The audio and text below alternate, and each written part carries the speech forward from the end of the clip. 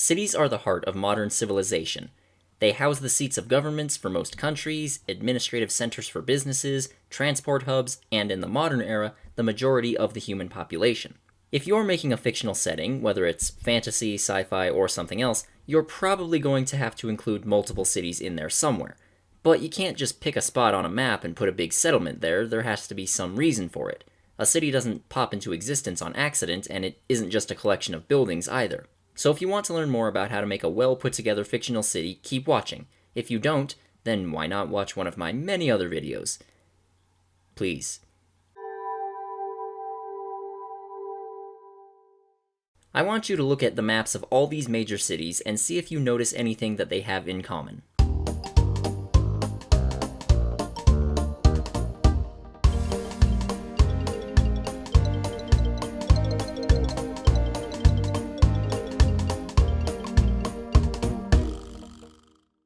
Do you have it? They're all along a river or the coastline. And the reason for that is simple: trade.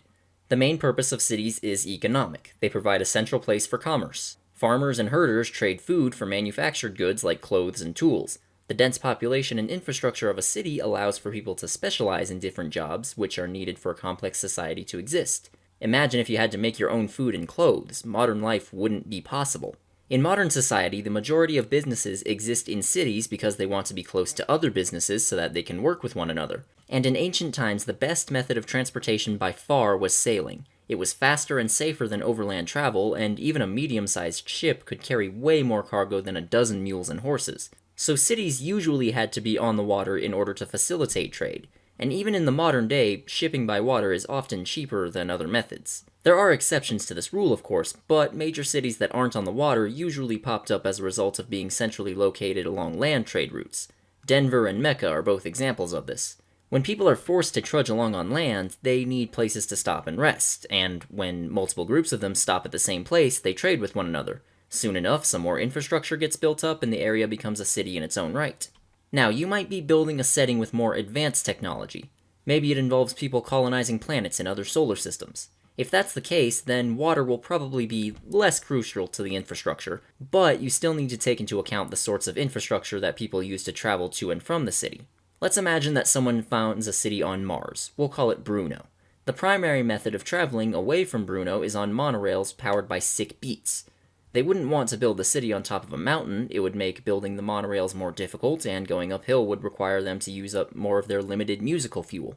It would be much easier for them to build on open, flat land. Another thing to take into account when looking at a city's placement is what sorts of natural resources are nearby that it can take advantage of.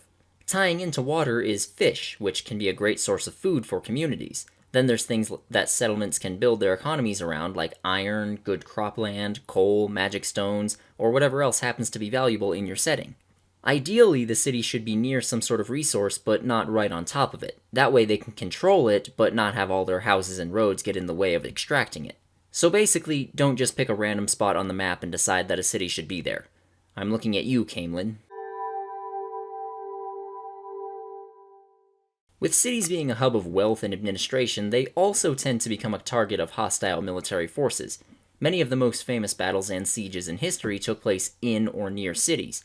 Capturing them can also mean capturing resources, infrastructure, fortifications, and sites of religious or political significance. Because of this, ever since cities have existed, the people in them have built defenses to protect themselves.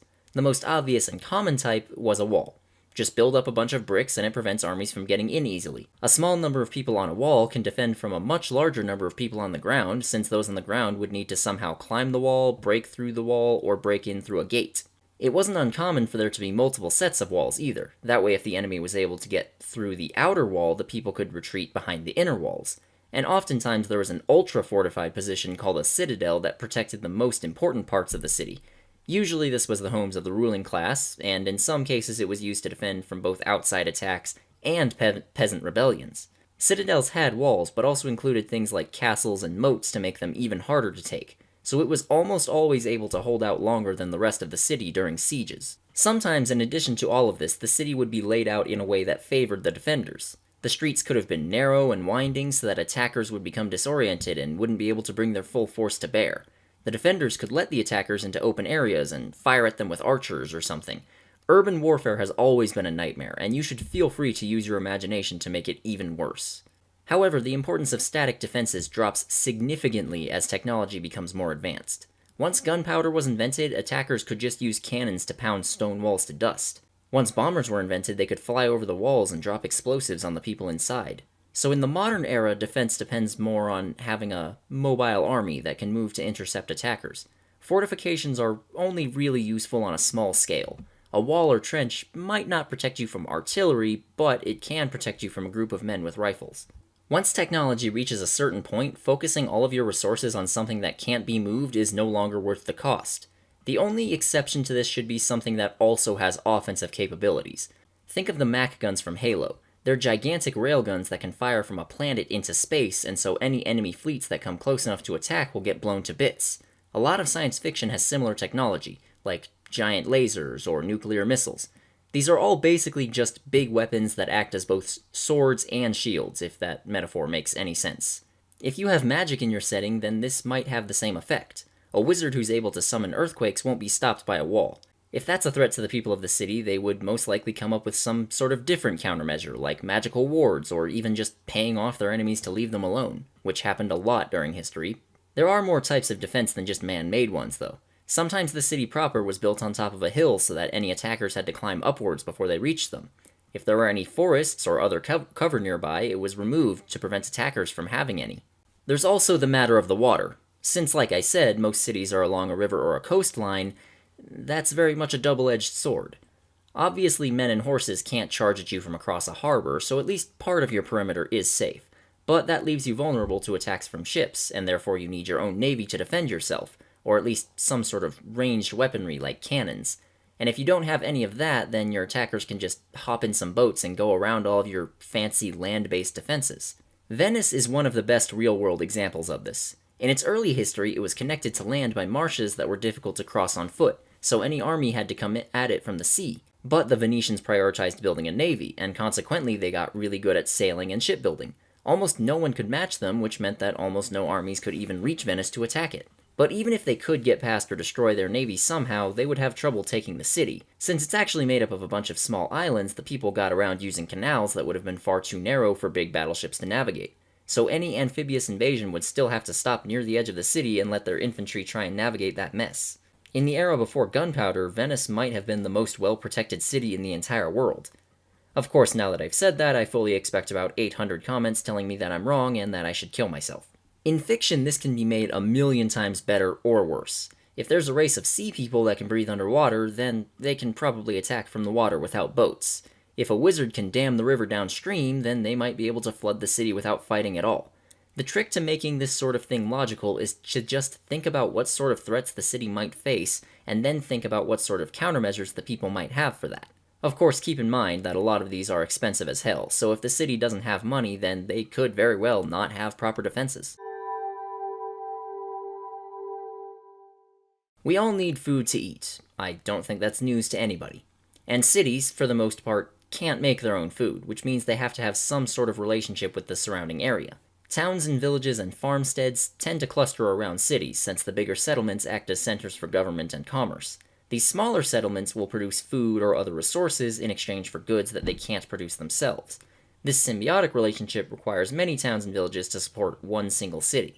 This also means that food tends to be more expensive in urban areas. The cost of packing, preserving, and transporting it has to be tacked on in order for a profit to be turned, at least in a capitalist society. If something happens to cut the city and the country off from each other, then they're both in trouble. The city will quickly run out of food without an influx of it. Historically, this is why they would usually have stores of food on hand, in case there was a siege or a bad harvest or something else to that effect. The towns and villages will be alright on their own for a while, but eventually they'll run out of things like tools, and if an army comes for them, they'll have no one to turn to for help. How much food can be brought in tends to restrict the size of any settlement, but especially cities. If a lot can be brought in, then the city can grow and expand. This often means building more homes and streets outside the current boundaries, and even building more defenses, like another wall, for example. The downside is that this is obviously very, very expensive, both to build and to maintain. So a wealthy city can grow, while a poor city will often shrink. If you want to make a city that's more independent from the surrounding area, then there has to be an excuse of some sort. Maybe there are large gardens inside the walls that they use to grow food, or maybe they can turn rocks into food, like in the Stormlight Archive. Use your imagination, there's plenty of ideas out there that haven't been tapped into. Keep in mind that all of this is true no matter what the technology level of the setting. New York and San Francisco don't make their own food, just like Lakeside, Colorado isn't making its own cars, guns, or computers. And this all ties into the next part.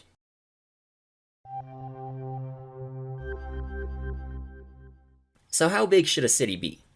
In theory, there's no limit to how big a city can grow as long as business and government can keep up with the increased complexity.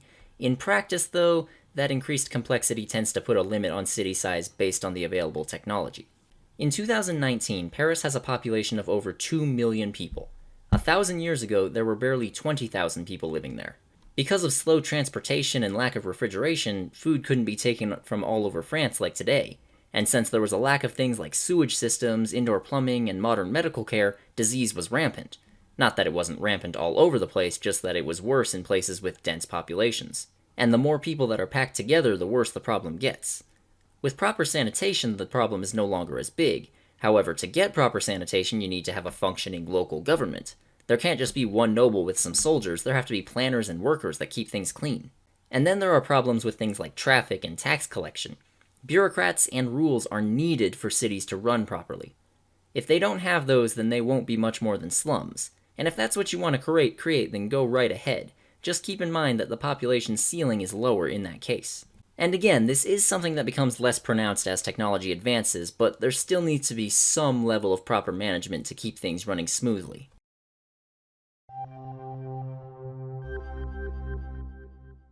Cities are the center of human civilization, so it's going to be almost impossible to build any sort of setting without including them in some way. And if you're one of those people that spends every moment obsessing over world building like I do, then hopefully this video was helpful for you. And if you're not, then why the hell did you watch this far? At some point in this, you might have been thinking that there was some overlap between this subject and the subject of my last How to World Build video. And yes, there is. That's really the secret to good world building, remembering that everything is connected. Economics affects how wars are fought, wars are influenced and are influenced by religion, religion affects how and what people eat, the list goes on. So if you take nothing else from my channel, take this piece of advice. Everything ties into everything else. Change one thing and you'll change everything else. Also, subscribe. Special thanks to all of my patrons who voted on this topic. If you want to participate in polls to determine future topics, then check out my Patreon page down below. Bye.